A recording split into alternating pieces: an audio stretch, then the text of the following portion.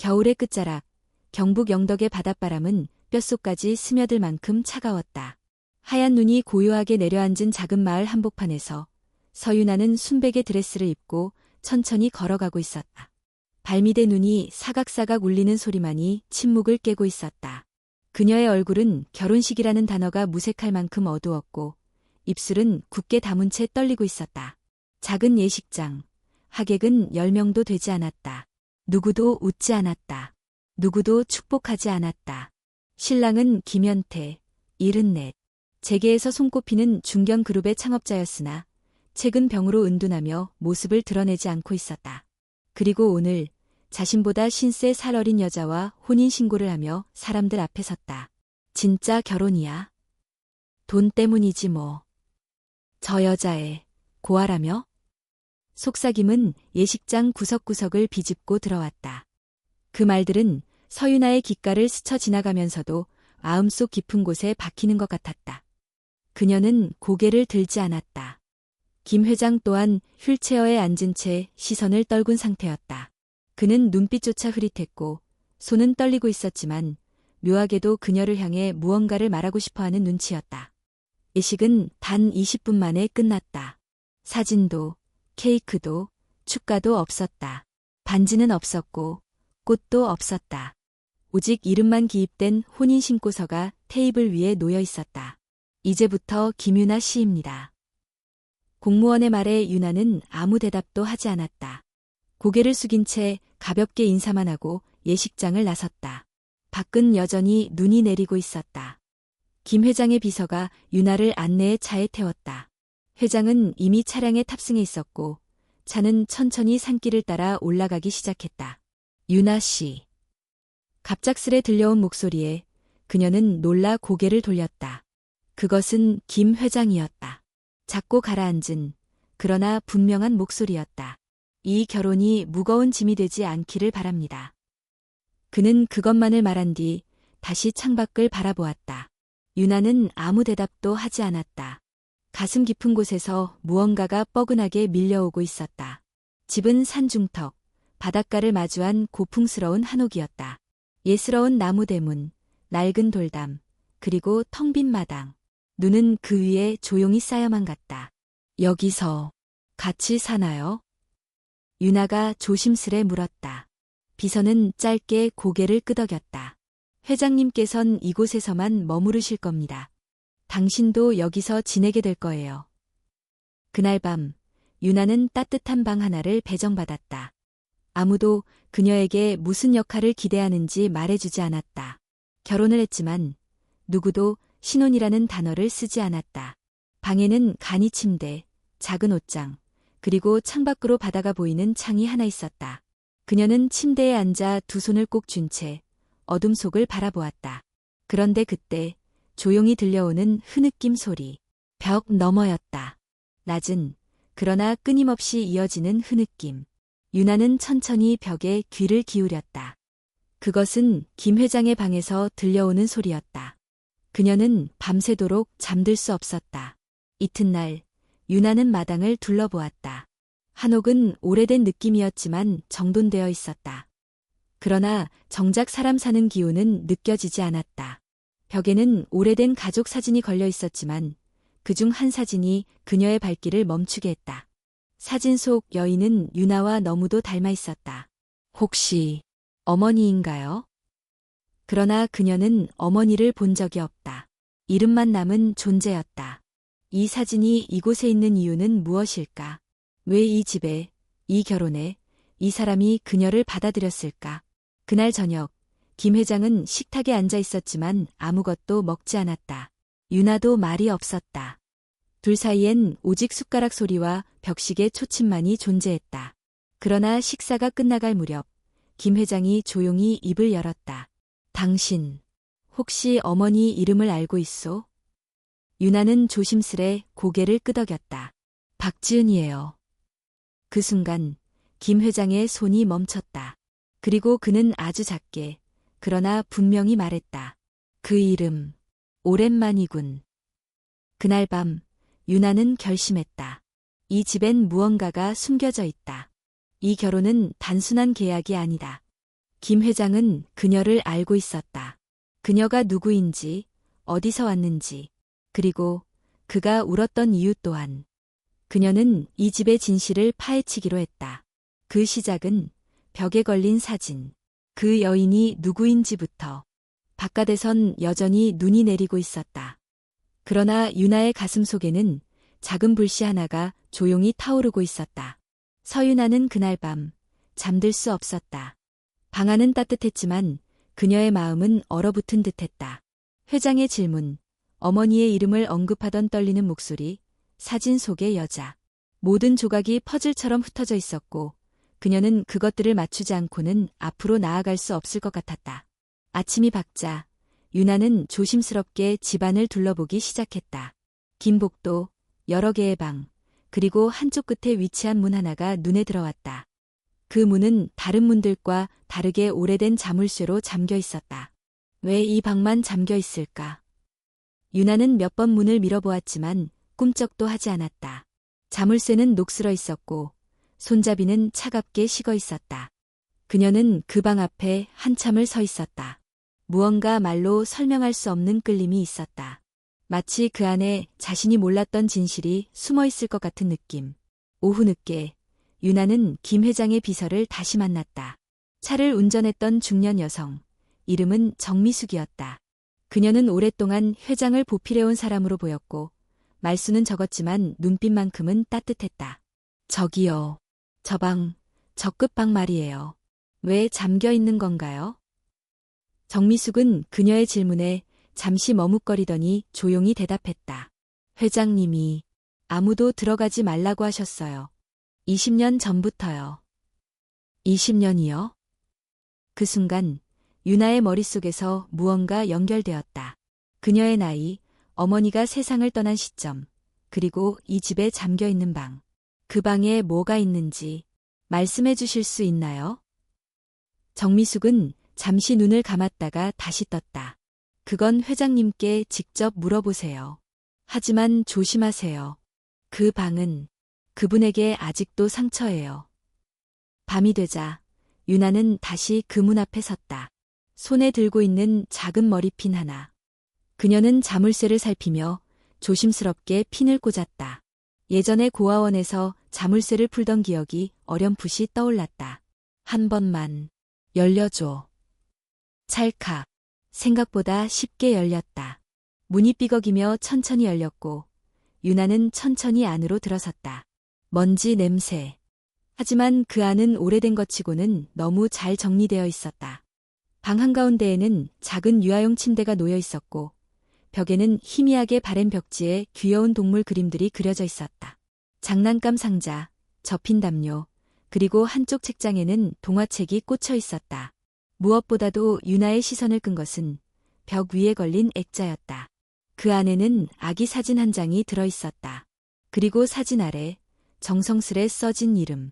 서유나, 2003년 3월 8일. 유나는 무릎이 풀려 바닥에 주저앉았다. 이 방은 그녀를 위한 방이었다.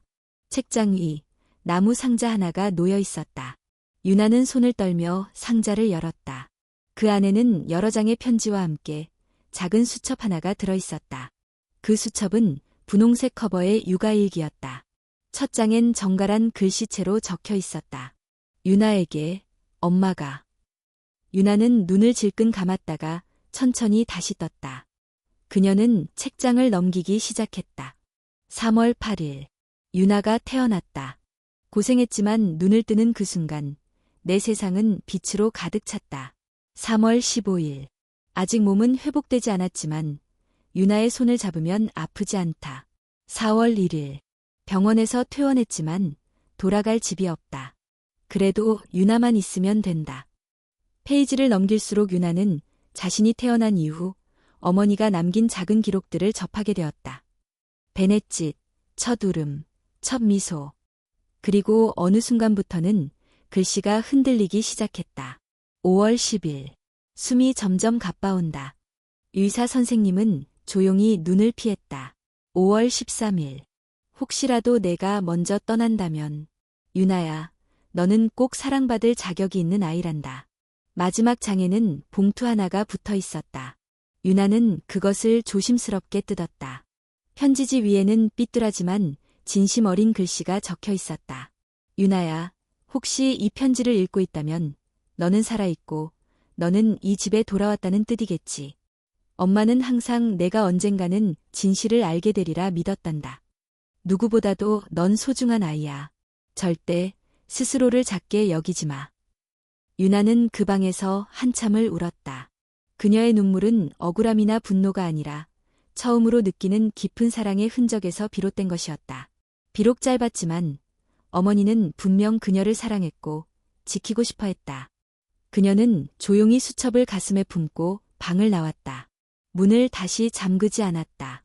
이제 그 방은 더 이상 봉인된 고통의 방이 아니었다. 그것은 기억의 공간이자 사랑의 흔적이었다. 그녀는 그날 밤 처음으로 김 회장의 방 앞에 멈춰섰다. 문은 닫혀 있었지만 안에서 켜진 불빛이 새어나왔다.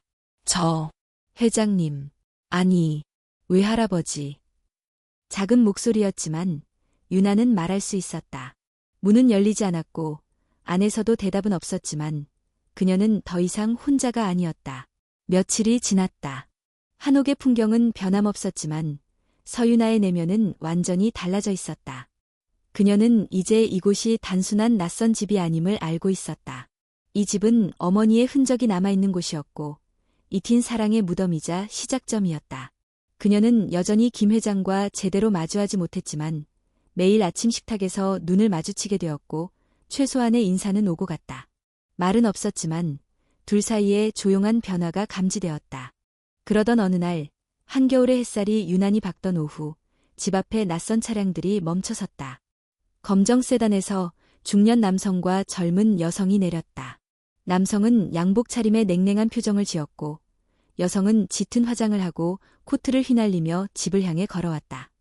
정미숙이 마중을 나가자 남성은 고압적인 어조로 말했다. 김준표라고 전해라. 형님 좀 뵙자고 왔다고. 서유나는 현관문 옆에서 이 광경을 지켜보다가 순간 정미숙의 얼굴이 굳는 것을 보았다. 김준표. 김현태 회장의 친동생이었다. 그리고 그 옆의 여자는 김세라, 그의 딸 즉 서유나에게는 숙부와 사촌이 되는 인물들이었다. 김 회장은 아무 말 없이 손짓으로 그들을 안으로 들였다. 세 사람은 거실에 마주 앉았고 정미숙은 조용히 유나를 부엌 쪽으로 데려갔다. 괜찮겠어요? 오늘은 그냥 조용히 계세요. 무슨 일이죠? 정미숙은 망설이다가 입을 열었다. 가족들이 회장님의 유산 문제로 온 것 같아요. 거실에선 낮은 목소리들이 오고 갔지만 날카로운 기운은 집안을 가득 채웠다. 형님, 솔직히 말해서 이건 좀 지나치잖아요. 김준표가 말했다. 고아 출신 여자아이를 데려다가 결혼이라니. 이건 김가의 명예에 먹칠하는 일 아닙니까? 명예라. 김 회장은 조용히 웃었다. 이 집에서 그런 단어를 들으니 참 아이러니하군. 아무리 그렇다고 해도 서유나 그 아이에게 전 재산을 넘기겠다는 건 이해할 수 없습니다. 법적으로도 문제가 될 겁니다. 가족들이 가만히 있지 않을 거예요. 김 회장은 대답하지 않았다. 그는 유나가 있는 부엌 쪽을 잠시 바라보더니 다시 차잔을 들었다. 김세라가 말을 이었다. 그 아이가 무슨 자격으로 김가의 이름을 가져가나요? 족보에도 없는 애를.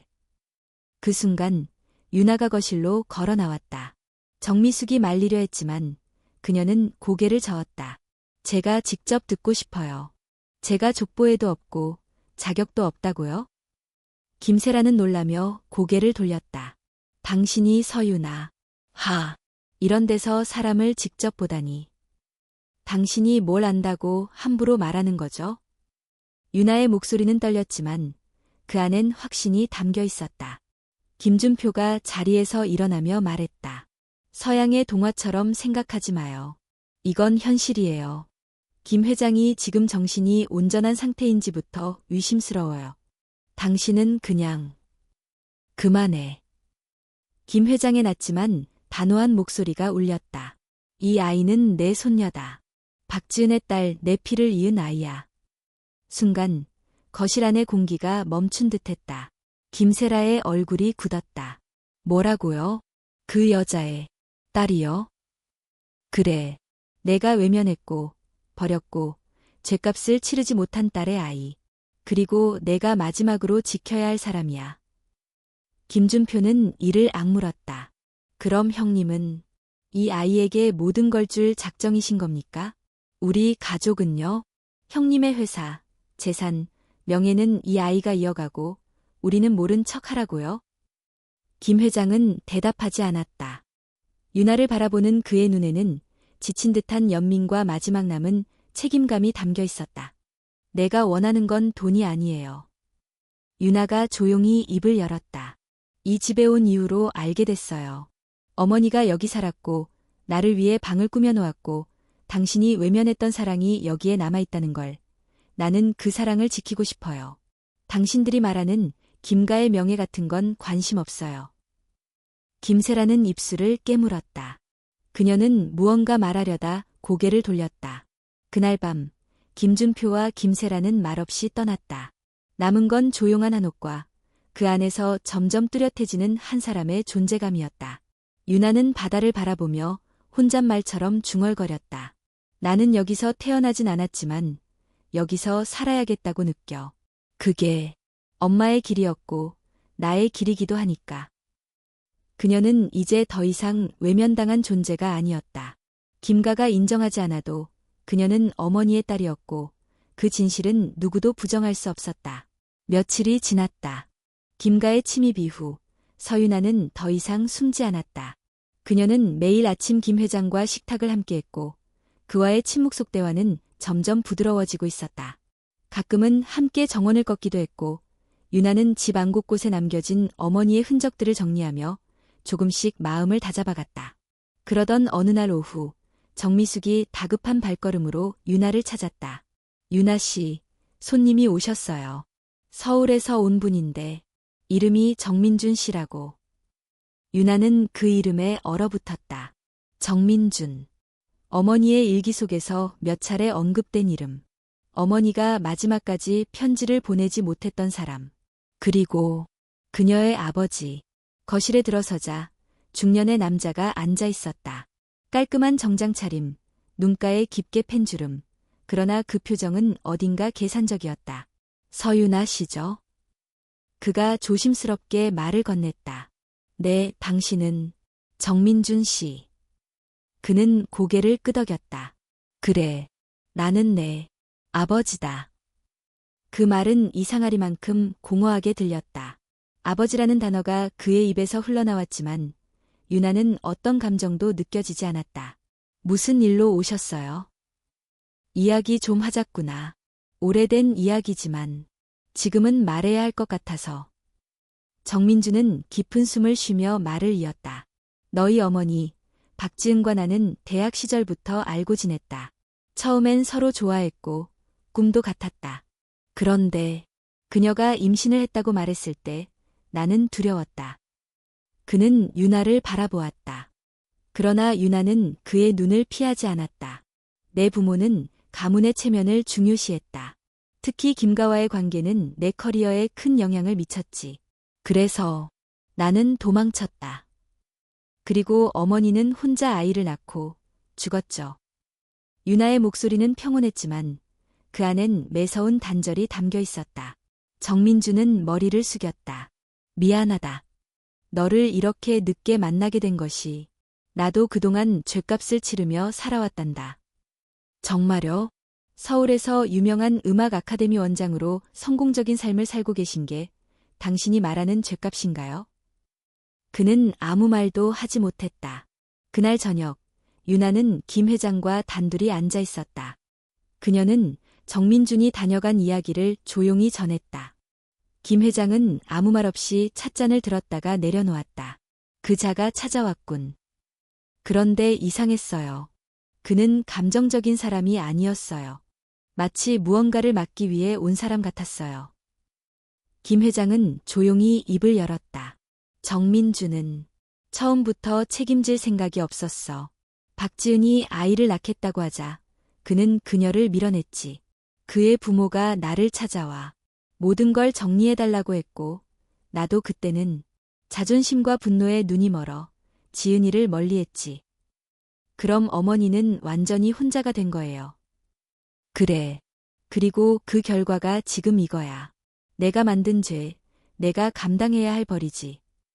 유나는 말없이 김 회장의 손등을 바라보았다. 주름진 그 손에는 세월의 무게가 그대로 담겨 있었다. 다음 날 아침, 유나는 동네 우체국으로 향했다. 김 회장의 지시에 따라 오래된 우편함을 정리해달라는 부탁을 받은 것이었다. 작은 금속함 안에는 먼지가 쌓인 봉투들이 빽빽이 꽂혀 있었다. 그녀는 조심스럽게 하나하나 꺼내 확인했다. 대부분은 청구서, 안내문, 그리고 광고물. 그러다 눈에 띄는 붉은 봉투 하나. 발신자, 박지은. 수신자, 정민준. 보내지 않은 편지. 유나는 조심스럽게 봉투를 열었다. 안에는 작은 카드가 들어있었고 짧지만 단호한 문장이 적혀 있었다. 당신이 외면한 생명, 나는 끝까지 지킬 것이다. 그 아이는 당신의 자식이지만 나의 전부이기도 하다. 다시는 우리 앞에 나타나지 마. 유나는 손끝이 떨렸다. 어머니는 끝까지 정민준에게 기대지 않았다. 그리고 지금 그는 과거를 미화하며 나타났다. 그날 저녁 정민준은 다시 나타났다. 이번엔 서울의 변호사와 함께였다. 김 회장이 서유나에게 유산을 넘기기 위한 혼인 절차가 정당했는지 의심스럽습니다. 또 정 회장님의 사생활이 알려질 경우 사회적 파장이 있을 수 있겠지요. 그는 조용히 말했다. 내가 원하는 건 그저 조용히 아무 일 없던 것처럼 돌아가는 거야. 내가 여기서 떠나준다면 금전적인 지원도 약속할게. 유나는 그의 눈을 똑바로 바라보았다. 당신이 두려운 건 내가 아니라 진실이에요. 그녀는 자리에서 일어섰다. 나는 떠나지 않아요. 이 집은 내 어머니의 집이고 내 유년이 묻혀있는 곳이에요. 당신은 내게 아버지가 아니에요. 단지 생물학적 연결에 불과할 뿐이에요. 정민주는 아무 대꾸도 하지 못한 채 돌아섰다. 그의 뒤에서 문이 닫히는 소리가 유나의 귓가를 길게 울렸다. 그날 밤 유나는 한옥의 마당에 나와 어머니가 남긴 방을 다시 한번 바라보았다. 그녀는 조용히 중얼거렸다. 엄마, 이제 내가 지킬게요. 당신이 외로웠던 만큼 나는 외롭지 않게 살아갈 거예요. 그리고 그녀는 알고 있었다. 진짜 싸움은 이제부터라는 것을. 서울의 겨울은 여전히 차가웠다. 그러나 서유나의 일상은 그보다 더 얼어붙고 있었다. 김 회장의 혼인과 유산 문제는 결국 외부로 새어나갔고 얼마 지나지 않아 그것은 전국적인 뉴스가 되었다. 74세 김현태 회장, 21세 여성과 극비 결혼. 그 이면엔 거액의 상속. 혼인인가, 위장 이혼인가? 김가의 유산을 둘러싼 진실은? 고아 출신 여성, 재벌가의 상속녀로? 인터넷 포털 사이트 실시간 검색어에 서유나, 김현태 혼인, 상속 분쟁이 올라왔다. 온라인 커뮤니티와 SNS에서는 온갖 추측과 비난이 쏟아졌다. 돈 보고 결혼한 거 아냐? 이건 명백한 유산 노린 행위다. 김 회장이 정신이 온전한가부터 의심된다. 고아 출신이 대기업 상속녀. 드라마보다 심하네. 유나는 외출도, 통화도, 인터넷 검색도 중단했다. 그녀는 이제 자신의 존재가, 자신의 이름이 단지 호기심의 대상이 되어버린 현실을 받아들여야 했다. 하지만 상황은 여기서 멈추지 않았다. 김준표 측은 결국 법적 소송을 제기했다. 유산 상속 무효 소송, 혼인 무효 확인 소송이 연달아 접수되었다. 그들은 주장했다. 김 회장은 정신적, 육체적으로 정상 판단을 내릴 수 없는 상태에서 서유나에게 조종당했다. 이 결혼은 정당한 사랑이 아닌 유산을 노린 위장 결혼이다. 가문을 모욕한 이 행위는 철저히 조사되어야 한다. 법원은 이례적으로 공개 심리를 결정했다. 국민적 관심사인 만큼 사건의 공정성을 위해 공개 재판이 필요하다는 이유였다. 그리고 그날이 왔다. 법정은 기자들, 변호인단, 관계자들로 가득 찼다. 입장 시 유나는 플래시 세례와 마주해야 했고 고개를 숙인 채 증인석에 앉았다. 판사는 조용히 물었다. 서윤아 씨, 김 회장과의 혼인이 진실된 감정에 의한 것이었습니까? 유나는 침착하게 고개를 끄덕였다. 네, 사랑의 형태는 다양합니다. 우리 사이의 관계는 처음부터 서로를 이해하고 받아들이는 데서 출발했습니다. 상대 측 변호인이 바로 반문했다. 서 씨, 처음 김 회장을 만났을 때 그가 당신의 외할아버지라는 사실을 알고 있었습니까? 처음엔 몰랐습니다. 그러나 시간이 지나면서 알게 되었고 그 순간부터는 상속이나 재산보다 잃어버린 가족에 대한 감정이 더 컸습니다. 변호인은 다시 말했다. 그럼에도 불구하고 법적으로 혼인 신고를 하셨죠. 그것은 분명히 재산 상속에 있어 우선권을 확보하는 행위 아닙니까? 유나는 숨을 들이쉬었다. 그 선택은 회장님의 결정이었습니다. 저는 그분의 뜻을 존중했고 어떤 이익도 요구하지 않았습니다. 그 순간 법정 화면에 하나의 영상이 공개되었다. 그것은 김 회장이 병상에서 유나에게 남긴 영상 위원이었다.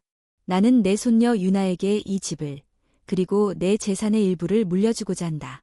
그녀는 내가 평생 외면했던 죄의 결과이자 나의 마지막 용서받고 싶은 대상이다. 법정 안이 조용해졌다. 기자들은 손을 멈췄고 방청석의 사람들은 숨을 죽였다. 그러나 김준표 측은 포기하지 않았다. 회장이 정신적으로 불안정하다는 증거로는 병원 진단서와 약 처방 내역이 있습니다. 이러한 상태에서 내린 결정이 과연 합리적이었을까요? 판사는 자료를 검토한 뒤 유나에게 다시 물었다. 당신은 이 모든 상황 속에서 재산을 받을 자격이 있다고 생각합니까? 유나는 고개를 들었다. 그녀의 눈빛은 흔들림 없었다. 저는 어머니의 딸입니다. 박지은의 존재는 이 집안에서 지워졌지만 그 사랑은 제 안에 살아있습니다. 저는 그 사랑을 지키기 위해 여기 서 있습니다. 재산이 아닌 기억을 위해서입니다. 그녀는 가방에서 한 권의 수첩을 꺼냈다. 이것은 어머니가 남긴 육아일기입니다. 그녀는 홀로 저를 키우려 했고 끝까지 사랑했습니다. 아무도 그녀를 지켜주지 않았지만 저는 이제 그녀를 지키고 싶습니다.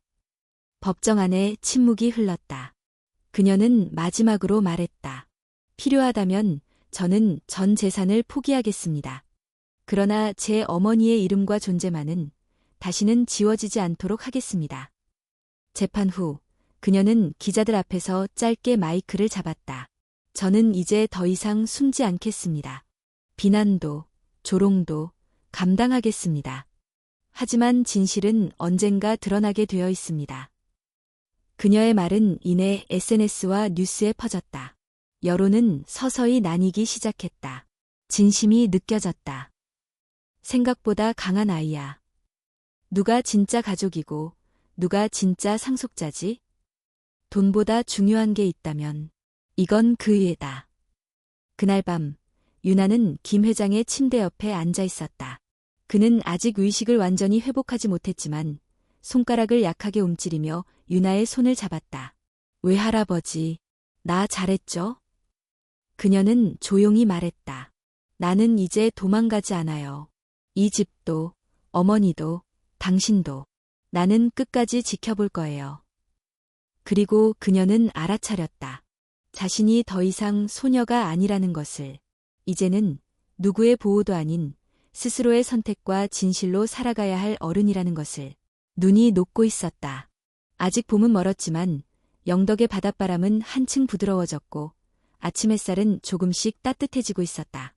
서윤아는 여전히 매일 아침 김 회장의 침대 곁을 지켰다. 그의 병세는 점점 악화되고 있었고 의식은 들락날락했다. 의사들은 오래 남지 않았다고 말했지만 유나는 그 말에 담긴 체념을 쉽게 받아들일 수 없었다. 김 회장은 가끔 눈을 뜨기도 했지만 말은 거의 하지 않았다. 그가 깨어있는 동안 유나는 조용히 그의 손을 잡고 어머니의 이야기, 자신이 어떻게 살아왔는지, 지금 어떤 생각을 하고 있는지를 들려주었다. 마치 시간을 되돌릴 수 있다는 듯이. 외할아버지, 이제 모두 알게 됐어요. 어머니가 얼마나 외로웠는지, 당신이 그걸 얼마나 후회하고 있는지. 전부요. 그는 아무 대답도 하지 않았다. 하지만 유나는 알 수 있었다.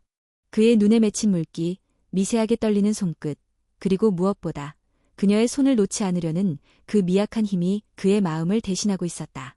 며칠 후, 한밤중, 바람 소리가 유난히 컸던 날이었다. 바깥엔 비가 내렸고 지붕 위에 떨어지는 빗방울 소리가 한옥 전체를 울리고 있었다. 정미숙이 급히 유나의 방을 두드렸다. 유나 씨, 어서 오세요. 회장님이 마지막이신 것 같아요. 유나는 벌떡 일어나 회장의 방으로 달려갔다. 침대 옆에 다가간 그녀는 그가 눈을 반쯤 뜨고 있다는 것을 알아차렸다. 그의 입술이 희미하게 움직였다. 나. 그의 목소리는 너무 약해서 거의 들리지 않았다. 유나는 그의 얼굴 가까이 귀를 가져다 댔다. 지은이를 닮았구나. 눈물이 유나의 눈가를 타고 흘렀다. 외할아버지, 저 여기 있어요. 혼자 아니에요. 우리 이제 다 괜찮아요. 그 순간 김 회장은 아주 천천히 숨을 내쉬었고 그 숨결은 다시 돌아오지 않았다. 그의 손은 점점 차가워졌고 방 안은 침묵으로 가득 찼다. 장례식은 조용히 치러졌다. 유나의 요청으로 복잡한 언론 노출 없이 가족과 가까운 이들만이 참석했다. 김준표와 김세라는 끝까지 모습을 보이지 않았다. 재산 분할을 위한 법적 절차는 뒤로 미뤄졌고 유나는 장례를 정성껏 치르기 위해 서울의 변호사들에게 모든 행정 업무를 일임했다. 한옥의 마당에 하얀 국화가 놓였고 유나는 검은색 한복을 입고 조문객을 맞이했다. 그녀는 더 이상 그늘에 숨어있는 존재가 아니었다. 어깨는 고닫고 눈빛은 차분했다. 정미숙이 다가와 조용히 속삭였다. 마당에 이상한 게 있어요. 와서 보시겠어요? 유나는 고개를 끄덕이고 정원으로 향했다. 그리고 그녀는 그 광경을 보고 숨을 멈췄다. 한쪽 구석, 오래된 벚나무 한 그루, 몇 년째 꽃을 피우지 않던 그 나무에 연분홍 꽃망울이 맺히고 있었던 것이다. 지금은 2월 말, 봄이 오기에는 아직 이르다. 하지만 그 벚나무는 마치 계절을 앞질러 피어난 것처럼 조용히, 그러나 단호하게 꽃을 피우고 있었다. 이 벚나무, 회장님이 지으신 거예요. 유나 씨 어머니가 떠났을 때 직접 심으셨다고 했어요. 매년 잎만 나고 꽃은 없었는데. 정미숙의 말에 유나는 벚나무 아래로 천천히 걸어갔다. 그리고 조심스럽게 손을 뻗어 한 송이 꽃을 만져보았다. 차가운 바람이 불었고 꽃잎 하나가 그녀의 손등 위에 떨어졌다. 외할아버지, 저 알아요. 이게 당신의 마지막 말씀이죠. 그녀는 눈을 감고 그 자리에 앉았다. 바람이 불어오고 마당 한가득 벚꽃이 흩날리는 것처럼 느껴졌다. 그녀는 혼자가 아니었다. 그 자리에 어머니가, 외할아버지가, 잊혀졌던 시간들이 함께 앉아있는 것 같았다. 며칠 뒤 유나는 유언장을 정식으로 열람하기 위해 서울로 향했다. 변호사는 그녀에게 도장을 건네며 말했다. 김 회장님께서는 전 재산의 70%를 유나 씨에게 남기셨습니다. 나머지는 사회복지재단과 장학금으로 기부하라고 명시돼 있습니다. 기업 지분도 유나 씨가 위임을 결정할 수 있도록 되어 있습니다. 유나는 고개를 저었다. 저는 기업 경영에는 관심이 없습니다. 이 집과 어머니의 방, 그리고 벚나무, 그것만 지킬 수 있으면 충분해요. 변호사는 고개를 끄덕이며 그녀의 결정을 받아들였다. 다시 영덕으로 돌아온 유나는 한옥을 둘러보며 조용히 말했다. 이제 이 집은 슬픔의 공간이 아니라 기억의 집이 될 거예요. 그녀는 작은 박물관을 계획했다. 박지은의 일기, 김 회장의 편지, 오래된 사진들을 정리해 방문객이 이 집을 통해 그들의 이야기를 느낄 수 있도록 그녀는 돈이 아닌 의미를 남기고 싶었다. 그날 밤 다시 벚나무 아래 앉은 유나는 하늘을 바라보며 혼잣말을 했다. 외할아버지, 어머니, 이제 괜찮아요. 저는 제 길을 찾아가요. 당신들이 지켜준 사랑으로. 그리고 문득 그녀는 자신도 꽃처럼 어긋난 계절에 피어난 존재라는 것을 깨달았다. 하지만 그 꽃은 더 강했고 더 아름다웠다. 서울에서의 공식적인 유언장 열람 이후 서유나는 한동안 외부와 연락을 끊고 한옥에 머물렀다. 언론은 여전히 그녀의 이름을 언급했고 재산을 받느냐 마느냐에 대한 논쟁이 이어지고 있었지만 그녀는 그 모든 것에서 거리를 두었다. 그녀의 하루는 단조로웠지만 분명한 의미가 있었다. 아침에는 마당을 쓸고 점심에는 정미숙과 함께 김 회장의 물품을 정리하며 오래된 편지들과 메모들을 정독했다. 밤에는 어머니의 일기를 다시 꺼내 읽으며 그 문장들 속에서 삶의 단서를 찾아갔다. 그리고 마침내 그녀는 결정을 내렸다. 다음 날 그녀는 다시 서울의 변호사 사무실을 찾았다. 고요한 회의실 안에서 그녀는 깔끔하게 정리된 유언장 사본과 기업 지분 문서를 앞에 두고 앉아 있었다. 변호사가 조심스럽게 물었다. 결정을 내리신 건가요, 유나 씨? 그녀는 고개를 끄덕였다. 네, 저는 상속을 거절하겠습니다. 잠시 정적이 흘렀다. 변호사의 눈썹이 살짝 올라갔다. 모든 것을요? 내 재산, 지분, 건물, 주식, 전부요. 단, 한 가지 예외가 있습니다. 무엇인가요? 영덕의 그 집, 어머니가 살았던 집, 외할아버지와 마지막 시간을 보낸 한옥. 그 집만은 제게 남겨주세요. 그것만은 제가 지킬 수 있게 해주세요. 변호사는 손에 들고 있던 펜을 내려놓고 그녀를 바라보았다. 그녀의 표정은 망설임이 없었고 오히려 담담했다. 그 결정을 가족들이 받아들이지 않더라도 괜찮으시겠어요?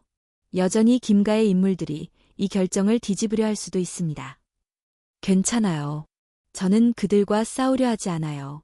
다만 제 자리를 지키고 싶을 뿐입니다. 며칠 후 기자회견이 열렸다.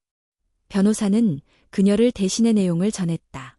김 회장의 유언에 따라 상속 자격을 부여받은 서유나 씨는 유산의 전부를 사회에 환원하기로 결정했습니다. 단, 고 김현태 회장이 생전 거주하던 영덕의 개인 주택만은 보존의 목적으로 소유권을 유지할 것입니다. 순식간에 언론은 또다시 유나의 이름으로 떠들썩해졌다. 전 재산 포기. 이유는? 김가 상속녀. 결국 아무것도 받지 않았다. 진짜 상속은 돈이 아니었다. 인터넷에는 또다시 수많은 댓글들이 달렸다. 쉽지 않은 결정인데 멋지다. 위선 아닌가. 결국 집은 챙겼잖아. 재산보다 기억을 택한 거라면 진심이겠지. 찬반이 갈렸지만 유나는 더 이상 그 반응에 휘둘리지 않았다. 그녀의 마음은 이미 확고했고 자신의 선택이 무엇을 의미하는지를 알고 있었다. 유나는 곧바로 한옥의 복원과 기록 보존에 착수했다. 어머니의 일기, 외할아버지의 편지, 낡은 사진들, 옛날 장난감과 책들. 그녀는 이 모든 것을 시간의 흐름대로 정리하고 기록했다. 그리고 마당 한켠에 작은 비석 하나를 세웠다. 박지은, 사랑했던 사람, 지켜주지 못한 사람, 그리고 내가 끝까지 기억할 사람. 그 비석 앞에서 유나는 자주 앉아 있었다. 바람이 불 때마다 벚꽃 나무가 흔들리고 그 꽃잎이 무덤 위에 내려앉을 때면 그녀는 마치 어머니가 곁에 있는 듯한 착각에 빠지곤 했다. 어느 날 김세라가 예고 없이 찾아왔다. 이전과는 다르게 정장도 화장도 하지 않은 채였다. 유나는 그녀를 조용히 마루에 앉혔다. 두 사람 사이엔 잠시 침묵이 흘렀다. 여전히 여긴 조용하네. 여긴 항상 조용했어요. 사람들이 그냥 못 들었을 뿐이죠. 김세라는 벚나무를 바라보며 말했다. 처음엔 너를 싫어했어. 뭔가를 빼앗긴 것 같았고 우리 가문이 망신당했다고 생각했어. 하지만 내가 모든 걸 거절하고도 여길 지키고 있는 걸 보고 좀 혼란스러워졌어. 유나는 그녀를 바라보며 조용히 웃었다. 나는 원래 가질 게 많지 않았어요. 그래서 지키는 방법을 먼저 배운 것 같아요. 김세라는 자리에서 일어나며 한마디 남겼다. 이 집, 잘 지켜. 나중에 누군가 내가 누구였는지를 궁금해할 때 여기가 대답이 될 거야. 밤이 깊어지고 유나는 어머니의 방에 앉아 마지막으로 육아일기의 한 페이지를 넘겼다. 유나야, 만약 이 일기를 읽고 있다면 너는 살아있고 엄마의 마지막 이야기를 들었단 뜻이겠지. 이제는 너의 삶을 살아가. 엄마는 항상 너를 믿고 사랑했단다. 그녀는 수첩을 조심스럽게 덮고 창밖을 바라보았다. 밤하늘엔 별이 떠 있었고 그 아래엔 조용한 한옥이, 벚나무가, 그리고 그녀가 있었다. 그녀는 혼잣말처럼 속삭였다. 나는 지금 엄마가 되어가는 중이에요. 이 집에서, 이 기억 속에서. 그리고 그 순간 유나는 깨달았다. 진짜 상속이란 무엇을 받느냐가 아니라 무엇을 지켜내느냐의 문제라는 것을. 봄이 완연히 찾아왔다. 영덕의 바람은 한층 따스해졌고 한옥의 마당은 초록빛으로 물들기 시작했다. 벚나무는 이미 꽃을 다 털어냈지만 그 나무 아래에는 새싹이 올라오고 있었다. 마치 그 뿌리 깊은 자리에 새로운 무언가가 자라나는 듯했다. 서윤아는 요즘 매일 아침 어머니의 방을 정리하며 하루를 시작했다. 오래된 서랍장을 닫고 창문을 여러 햇살을 들이며 일기장과 사진들을 하나하나 정리해 보관함에 옮겼다. 집안의 모든 공간이 이제는 그녀에게 말걸듯 다가왔고 그녀는 그 대화에 귀 기울였다.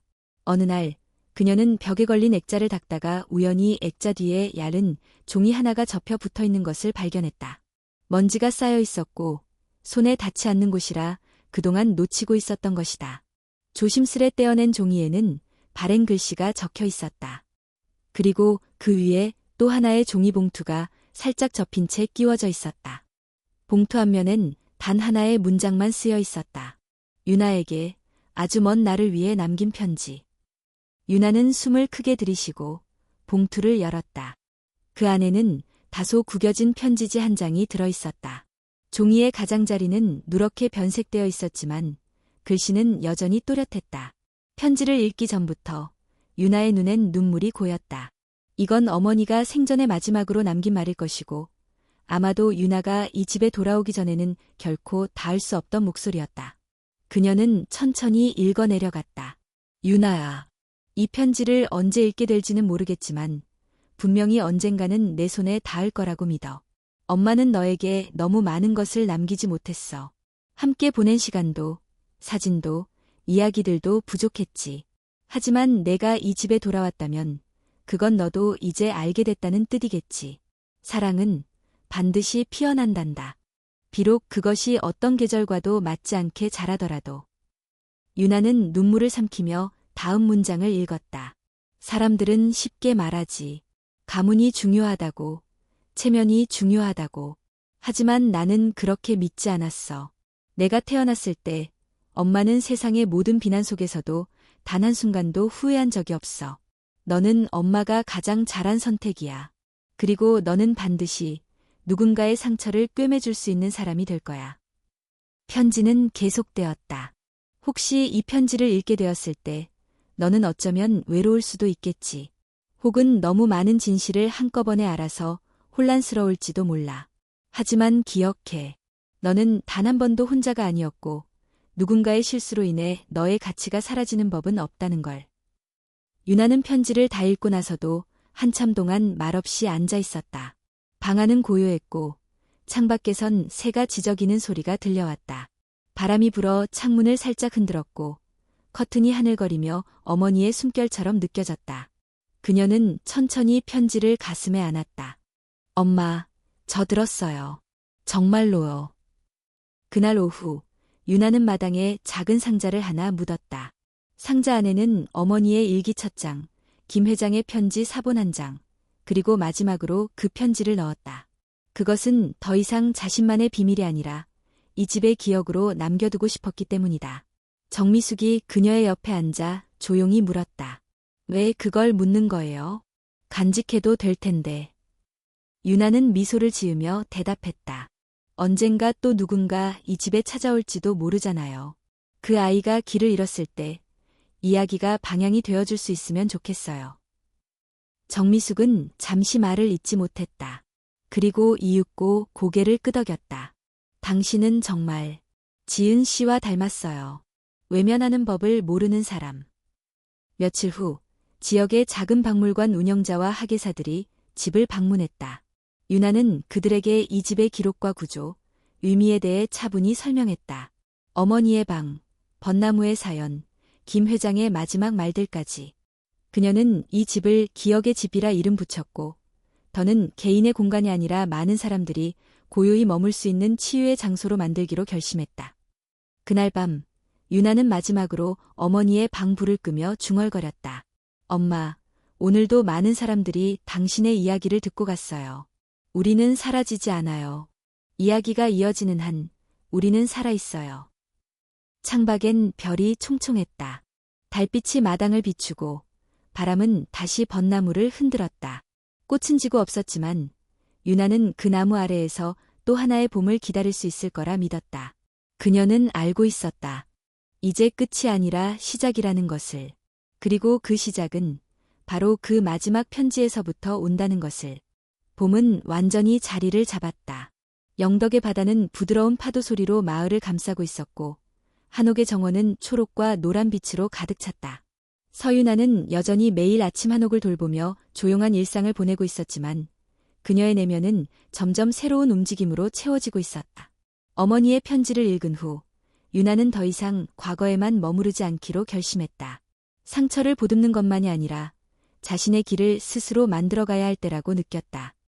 그리고 그녀는 자신에게 한 가지 질문을 던졌다. 내가 진짜로 원하는 건 뭘까? 그 답은 의외로 가까운 곳에 있었다. 한옥 안, 창고 깊숙한 곳, 김 회장의 물건을 정리하던 날, 유나는 낡은 바이올린 케이스를 하나 발견했다. 가죽이 벗겨지고 손잡이는 너덜너덜했지만 케이스를 여는 순간 그녀는 멈춰 설 수밖에 없었다. 바이올린. 그리고 그 아래 놓인 한 장의 사진. 사진 속엔 젊은 시절의 박지은이 무대 위에서 바이올린을 연주하고 있었다. 흰 원피스, 미소, 그리고 손끝에서 흐르듯 울려 퍼지는 선율이 사진에서도 느껴질 듯했다. 엄마. 바로 그 순간 유나의 기억 속 어렴풋한 장면 하나가 떠올랐다. 아주 어렸을 때 누군가의 무릎 위에서 들었던 고요한 선율. 그것은 자장가처럼 따뜻했고 마음 깊은 곳을 부드럽게 어루만지던 멜로디였다. 그녀는 천천히 바이올린을 꺼내 들었다. 활은 오래되어 부러져 있었고 혀는 거칠게 헝클어져 있었지만 악기 전체엔 손때와 시간이 남긴 온기가 살아있었다. 그날 밤 유나는 서울에 있는 작은 악기 수리점에 연락을 했다. 다음 날 직접 악기를 들고 상경했고 수리 기사는 놀라며 말했다. 이건 아주 오래된 독일제 수제 바이올린이네요. 지금은 이런 소리 내기 쉽지 않을 텐데 상태가 나쁘진 않아요. 복원할 수 있습니다. 며칠 후 복원된 바이올린을 받아든 유나는 가까운 연습실을 찾아 조심스럽게 활을 올렸다. 그리고 손끝으로 천천히 첫음을 그었다. 처음에는 음정이 흔들렸고 활도 거칠었다. 하지만 점점 그녀의 몸은 선율을 기억하기 시작했고 마음은 음악을 따라 흐르기 시작했다. 오래된 선율, 어머니의 손길, 유년의 조각들이 모두 그녀의 손을 타고 소리로 흘러나왔다. 음악은 그녀를 다시 숨쉬게 했다. 이후 유나는 동네의 작은 문화회관에서 열리는 음악 강좌에 참가했다. 대부분이 중년 이상의 취미 연주자들이었지만 그녀는 그곳에서 악기를 다루는 감각을 다시 익히기 시작했다. 한참을 지켜보던 강사가 그녀에게 물었다. 어디서 배운 적이 있나요? 유나는 고개를 저었다. 아니요. 어머니가 연주자셨어요. 아마 피 속에 남아 있었던 것 같아요. 당신은 소리를 기억하는 사람이네요. 기술보다 마음이 먼저 움직이는 타입이에요. 그건 아주 귀한 재능입니다. 유나는 그 말에 처음으로 미소를 지었다. 단순한 취미가 아니었다. 음악은 그녀의 잃어버린 시간을 되찾게 해주고 그녀를 다시 앞으로 나아가게 해주고 있었다. 몇 달 후 그녀는 우연히 지역 신문사의 인터뷰 요청을 받았다. 한옥 복원과 관련한 이야기였지만 기자는 유나의 바이올린 연습 소식을 듣고 관심을 보였다. 혹시 연주회 같은 계획은 없으신가요? 당신 이야기는 단순한 상속폭이 그 이상이잖아요. 음악으로 들려주고 싶은 말도 있을 것 같아서요. 유나는 망설였지만 이내 고개를 끄덕였다. 한 번쯤 해보고 싶어요. 기자는 미소 지었다. 그럼 봄이 끝나기 전에 작은 연주회를 기획해보죠. 장소는 물론 이 집에서. 연주회 날이 다가왔다. 유나는 매일 저녁마다 바이올린을 품고 연습했고 낮에는 한옥 마당과 실내를 정리하며 무대를 만들었다. 외부 손님을 위한 좌석은 단출했지만 벚나무 아래 어머니의 방 앞 김 회장의 서재 옆에 조용히 놓인 의자들은 마치 그 시절의 사람들을 초대하는 듯했다. 드디어 연주회 당일. 소박하게 꾸며진 무대, 한복을 입은 유나, 그녀의 곁엔 바이올린 한 대. 관객석에는 정미숙, 문화회관 강사, 마을 주민들, 그리고 조용히 서울에서 내려온 김세라도 있었다. 유나는 아무 말 없이 무대 중앙에 섰고 천천히 활을 들었다. 그리고 연주를 시작했다. 첫 곡은 지선상의 아리아. 그 소리는 차분하고 부드러웠다. 그녀의 연주는 완벽하지 않았지만 오히려 그 불완전함 속에서 더 진실한 울림이 있었다. 그녀는 어머니의 일기 속 마지막 문장을 떠올리며 두 번째 곡을 시작했다. 그것은 그녀가 직접 만든 선율이었다. 제목은 지은의 노래. 처음으로 그녀는 자신만의 목소리로 세상에 말을 건넸다. 연주가 끝났을 때 관객은 말없이 박수를 보냈다. 그 조용한 박수는 시끄럽지 않았지만 깊었다. 유나는 무대 위에서 눈을 감았다. 이제 나는 살아간다. 그녀는 알고 있었다. 자신이 짊어진 이야기들을 음악으로, 삶으로, 그리고 사랑으로 이어갈 수 있다는 것을. 여름이 오기 전 바다는 다시 잔잔해졌다. 하늘은 맑았고 파도는 고요히 밀려왔다. 서유나는 매일 새벽 한옥 뒷산을 지나 바닷가까지 걷는 것을 일상으로 삼고 있었다. 해가 떠오르기 전에 바다는 언제나 같은 듯하면서도 매번 다르게 다가왔다. 그날도 그녀는 고요히 신발을 벗고 모래 위에 발을 내딛었다. 차가운 모래알이 발가락 사이를 흘러내렸고 파도는 발끝에 닿았다. 그녀는 깊게 숨을 들이쉬었다. 이곳이 바로 어머니가 살아있던 마지막 장소였고 외할아버지가 모든 것을 묻었던 자리였다. 그리고 이제는 자신이 시작을 다짐한 곳이기도 했다. 연주회 이후 유나의 삶은 조금씩 새로운 방향으로 흘러가기 시작했다.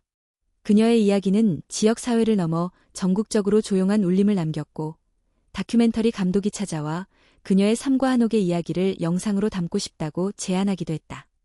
처음엔 망설였지만 유나는 수락했다. 단 하나의 조건을 걸었다. 제 이야기가 아니라 어머니의 이야기로 시작해주세요. 그리고 끝날 땐 다른 누군가의 이야기로 이어지게 해주세요. 그녀는 이제 자신이 단지 주인공이 아니라 하나의 전달자로 남고 싶었다.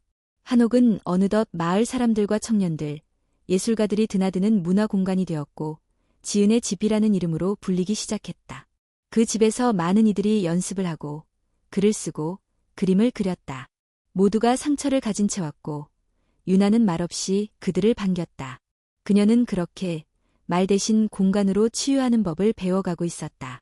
그녀의 바이올린 연주도 계속되었다. 마을 축제에서, 작은 공연장에서, 그리고 학교에서 아이들에게 음악을 가르치며 그녀는 자신도 몰랐던 삶의 소명을 깨달았다. 이 소리는 엄마가 나를 안아줄 때 들려오던 심장 소리 같아요. 한 아이가 그렇게 말했을 때 유나는 조용히 웃으며 고개를 끄덕였다. 맞아. 음악은 그렇게 우리 안에 남아있는 거야. 보이지 않지만 늘 곁에 있어. 어느 날 오후 한 통의 편지가 도착했다. 발신인은 정민준, 유나의 생물학적 아버지였다. 편지는 짧았다. 나는 여전히 너를 볼 자격이 없다고 생각한다. 하지만 언젠가 내가 용서할 수 있는 날이 온다면 내 음악원 문은 항상 열려 있을 것이다. 그동안 나도 많은 것을 내려놓았다. 감사하다. 살아줘서. 유나는 편지를 한참 바라보다가 서랍 안에 조용히 넣었다. 그녀는 아직 그 문을 열 준비가 되어 있지 않았지만 그 문이 존재한다는 것 자체로도 충분했다. 그리고 다시 바닷가. 그녀는 바다를 향해 천천히 걸었다.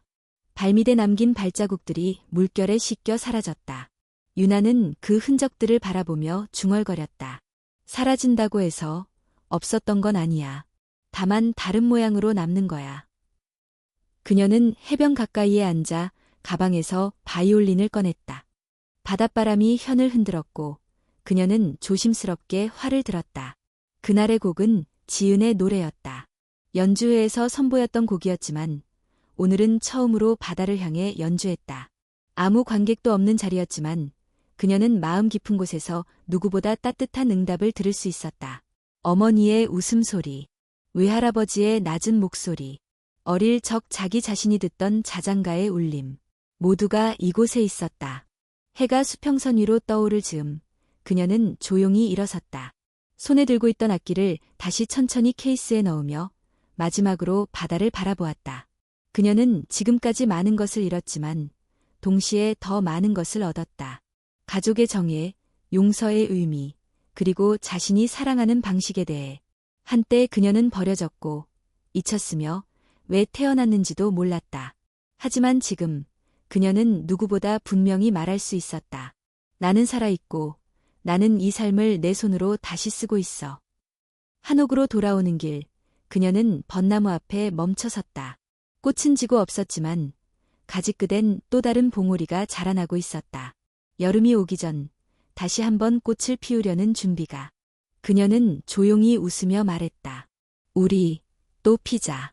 한 번 더, 그 누구도 예상하지 못한 때에. 그리고 문을 열고 집 안으로 들어섰다. 한옥 안은 햇살로 가득했다. 벽에는 어머니의 사진, 책장에는 회장의 글, 그리고 식탁 위에는 어린아이가 그린 바이올린 그림 한 장이 놓여 있었다. 그녀는 그것을 들여다보며 다음 세대의 이야기를 상상했다. 그리고 조용히 문을 닫았다. 바깥에서는 파도가 멀리서 부딪히는 소리가 들려왔고 그 위로 삶의 노래가 다시 피어나고 있었다.